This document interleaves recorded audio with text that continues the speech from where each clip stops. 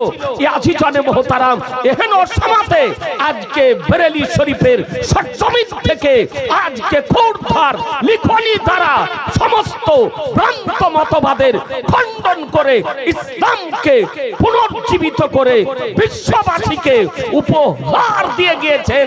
তারই নাম হলো ইমাম আহমদ রাজা। তারই নাম হলো ইমাম আহমদ রাজা। তিনি মাত্র 13 বছর 10 মাস 5 দিন বয়সে প্রচলিত সমস্ত ধর্মীয় বিষয়াদির উপরে পারদর্শিতা লাভ করে শিক্ষা জীবন সমাপ্ত করে মুফতির মসনদে বসেছিলেন। কত বয়স বললাম একটু বলেন না? 13 বছর 10 মাস 5 দিন বয়সে। আপনাদের আমাদের ঘরের ছেলেরা 13 বছর বয়সে পেশাব করতে শিখে না, না কি বলছেন? মাদ্রাসায় যারা শিক্ষকতা করে তারা জানেন, ছেলেকে ভর্তি করে আসেন তাকে পেশাব করানো শিখাতে হয়। মাদ্রাসাতে বিছানা তো পেশাব করে দেয়। আর আমার সরকারে আলা হযরত পৃথিবীর বুকে ইতিহাসের পাতা উল্টিয়ে দেখুন, বিরল যে 13 বছর 10 মাস 5 দিন বয়সে শিক্ষা জীবন সমাপ্ত করতেছেন।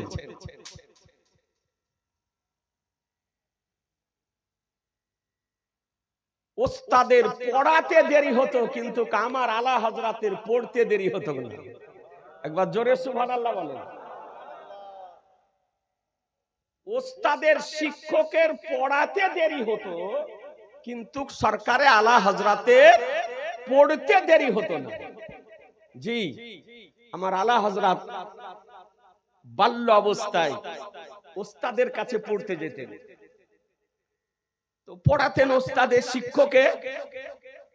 হঠাৎ একদিন নির্জন জায়গাতে আমার আলা হযরতকে নিয়ে শিক্ষক বলতেছেন, বলে বাবু এখানে কেউ নেই, এখানে তুমি আছো আর আমি আছি, তুমি ছাত্র আমি শিক্ষক, তোমাকে একটি কথা জিজ্ঞাসা করতেছি, একটু সত্য কথা বলবে।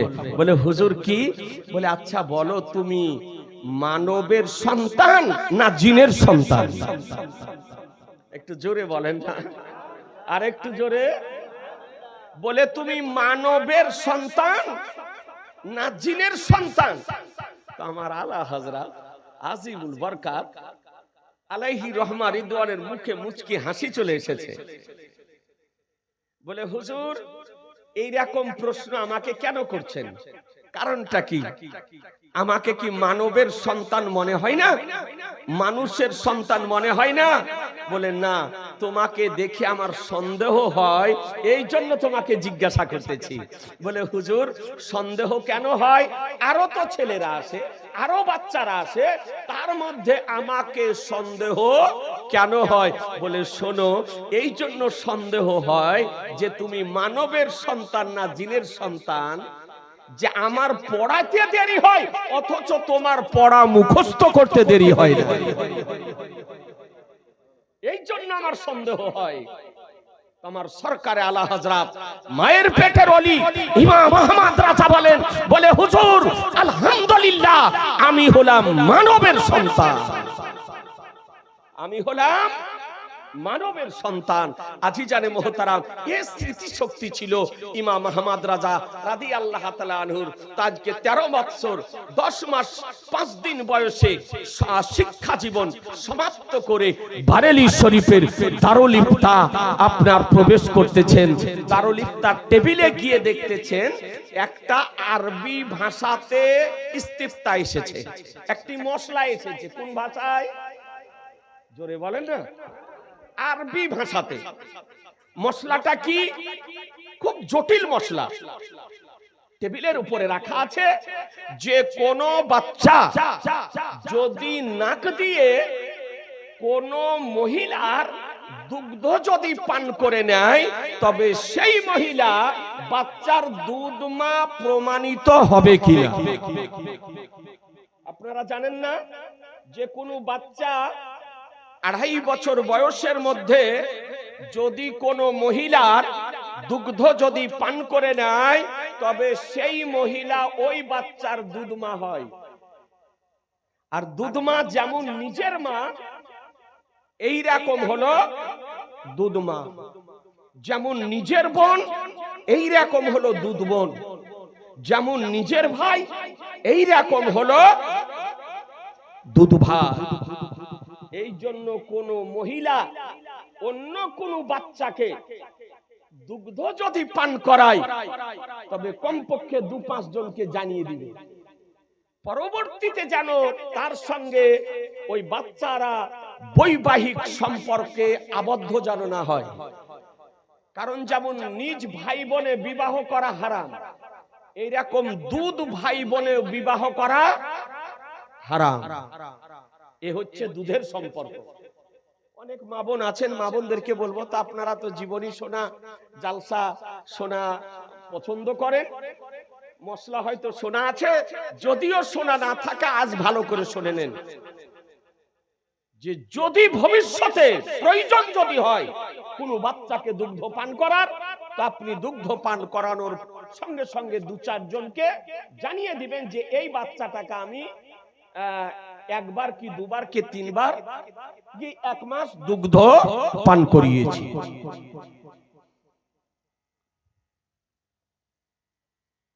আজিজানে মোহতারাম, আমরা জানি দুধ পান করলে মুখ দিয়ে করে নাকি?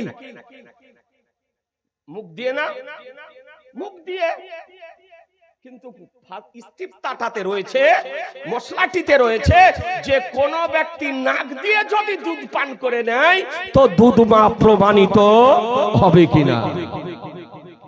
আমার সরকারে আলা হযরত আজিমুল বরকাত ইমামে আহলে সুন্নাত ইমাম আহমদ রাজা রাদিয়াল্লাহু তাআলা আনহু কলম নিলেন, আর ওই প্রশ্নের উত্তর হানাফি মাযহাবের নির্ভরযোগ্য কিতাব সমূহের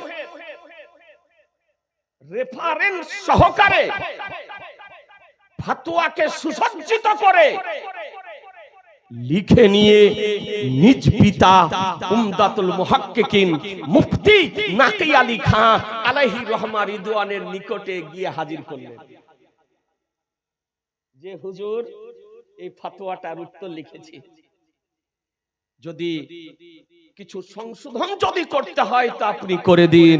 আজিজানে মোহতারাম উমদাতুল মুহাক্কিকিন মুফতি নাকি আলী খান আলাইহি রহমা রিদওয়ান অর্থাৎ আমার আলা হযরতের পিতা ফতোয়া দেখার পর অতি আশ্চর্যান্বিত হয়েছেন, আর মহব্বতে চোখে জল চলে এসেছে।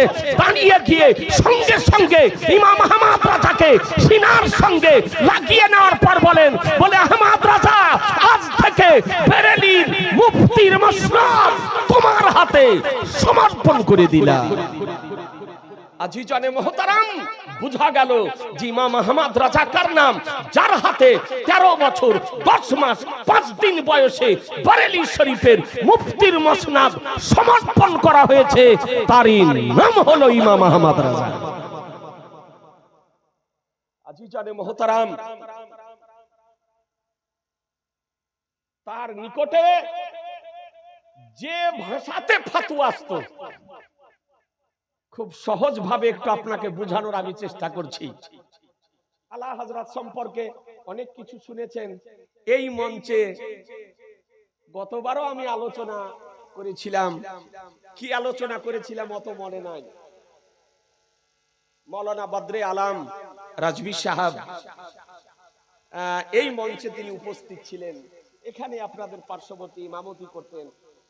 ইহ জগৎ থেকে বিদায় নিয়েছে, আল্লাহ তাআলা যেন তাকে জান্নাতের উচ্চ স্থান যেন দান করেন, সকলে বলুন আল্লাহুম্মা আমিন।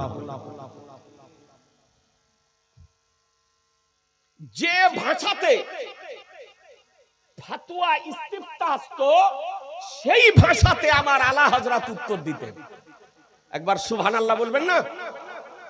আরবিতে প্রশ্ন, আরবিতে উত্তর, ফার্সিতে প্রশ্ন, ফার্সিতে উত্তর, ইংরেজিতে প্রশ্ন, ইংরেজিতে উত্তর। পাকিস্তানের একজন চিফ জাস্টিসের ইস্তিফতার, ইংরেজি ইস্তিফতার উত্তর আলা হযরত নিজেই ইংরেজিতে লিখেছিলেন। যে ভাষাতে প্রশ্ন আসতো সেই ভাষাতে উত্তর দিতেন। শুধু তাই নয়, যদি গদ্যে প্রশ্ন হতো তো গদ্যেই উত্তর দিতেন, পদ্যে যদি প্রশ্ন হতো তো পদ্যেই উত্তর দিতেন। আজিজানে মোহতারাম, তিনি বিশ্ববাসীকে একটি হানাফি মাযহাবের নির্ভরযোগ্য ফতোয়ার কিতাব প্রদান করে গিয়েছেন। ওলামায়ে কেরামগণ জানেন, যার নাম হলো আল আতাইয়া নববিজ্ঞা ফি ফাতাওয়া রাজাবিজ্ঞা। মুখতাসার নাম হলো ফাতাওয়ায়ে রাজাবিয়া। কি নাম বললাম? একটু মুখস্থ করে নেন না। আমরা সুন্নি মানুষ, সকলে আমরা সুন্নি। ফাতাওয়ায়ে রাজাবিয়া, জোরে বলেন, ফাতাওয়ায়ে রাজাবিয়া 12 খণ্ডে বিভক্ত। কত খণ্ডে? 12 খণ্ডে বিভক্ত। এ ফাতাওয়ায়ে রাজাবিয়া যারা আহলুস সুন্নাতাল জামাতের উলামায়ে কেরাম, মুফতিয়ানে কেরাম, তারা তো ফতোয়া এই কিতাব থেকে দেন। ওহাবি যারা, দেওবন্দি যারা, তারাও আপনার হানাফি মাযহাবের ফতোয়া তলাশ করার জন্য আমার সরকারে আলা হযরতের ফাতাওয়ায়ে রাজাবিয়া তলাশ করে বসেন। জি, তাদেরও দারুল ইফতাতে পাবেন। আপনি জান দেখুন, দারুল উলুম দেওবন্দের দারুল ইফতাতে আমার সরকারে আলা হযরতের ফাতাওয়ায়ে রাজাবিয়া রাখা।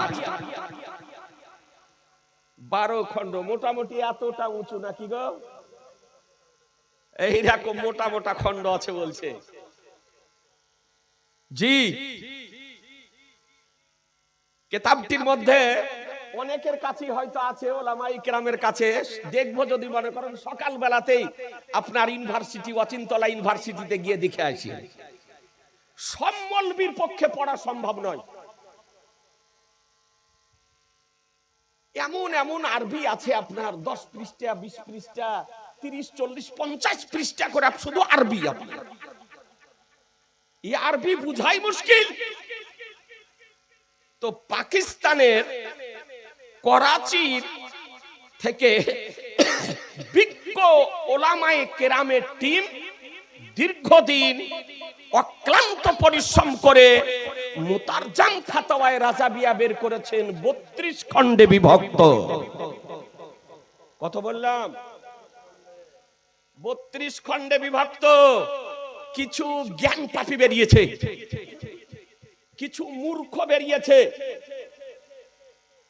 এই রকম কিছু ভুঁইফোড় বক্তা বেরিয়েছে। কিতাব চোখে দেখেনি, অথচ বলছে কোন কিতাবে নাই, কোন কিতাবে নাই। ও দেখেনি চোখে, আর গুরুও দেখেনি চোখে। 32 খণ্ডে বিভক্ত। কমিশন বাদ দিয়ে মোটামুটি 17,500 টাকা দাম। কত বললাম? 17,500 টাকা দাম। 17,000 টাকা দিয়ে কিতাব কিনবে না ব্যাংকে রাখবে? এই 12 খণ্ডে সারা জীবন আপনাদের যেন মনে থাকে। এই 12 খণ্ড ফাতোয়ায়ে রাজাবিয়াতে পৃষ্ঠা কত আছে জানেন? জানেন না? এতে পৃষ্ঠা আছে 7,509 পৃষ্ঠা। পুরা প্রথম খণ্ড থেকে 12 খণ্ড পর্যন্ত এই 12 খণ্ডে পৃষ্ঠা আছে কত বললাম? 7,509। মুখস্থ করে নেন, 7,509। এই 12 খণ্ডে ফতোয়া আছে কতটা বলবো? জি, ওয়াজ বহু শুনেছেন, শুনেন আমার আলা হযরতে। ওই 12 খণ্ডে ফতোয়া বর্ণিত হয়েছে 6,858টি। 6,858টি ফতোয়া বর্ণিত হয়েছে। আর এই 12 খণ্ডে হাদিস শরীফ বর্ণিত হয়েছে, অর্থাৎ আমার আলা হযরত হাদিস এনেছেন 3591টি। কত বললাম? 3591টি। অর্থাৎ ওই কিতাবটির মধ্যে 6858টি ফতোয়া আছে, আর 3591টি আপনার হাদিস শরীফ আছে। আপনাদেরকে বলতে চাই, এই কিতাব আজকে আমার সরকারে আলা হযরত পৃথিবীবাসীকে উপহার দিয়ে গিয়েছেন, তারই নাম হলো ইমাম আহমদ রাজা। আজিজানে মোহতারাম, আপনাদেরকে বলতে চাই, ই আমার সরকারে আলা হযরত ইমাম আহমদ রাজা আলাইহি রহমা রিদওয়ান, তিনি পৃথিবীবাসীকে যে 1000-এর অধিক কিতাব দিয়ে গেছেন, তার মধ্যে একটি গুরুত্বপূর্ণ গ্রন্থ হলো কোরআন শরীফের অনুবাদ। কোরআন শরীফের অনুবাদ